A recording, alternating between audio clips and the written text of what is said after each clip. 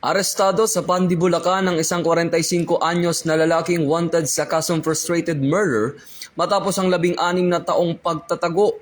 Ayon sa Navotas City Police Station, nahuli ang suspect sa bisa ng warrant of arrest. Napagalaman na palipat-lipat umano ito ng tirahan at nagtatrabaho bilang construction worker.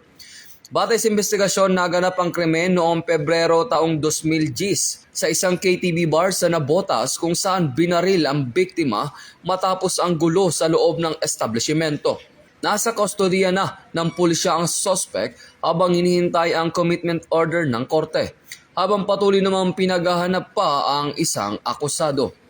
Ito ang bagong PNP para sa bagong Pilipinas.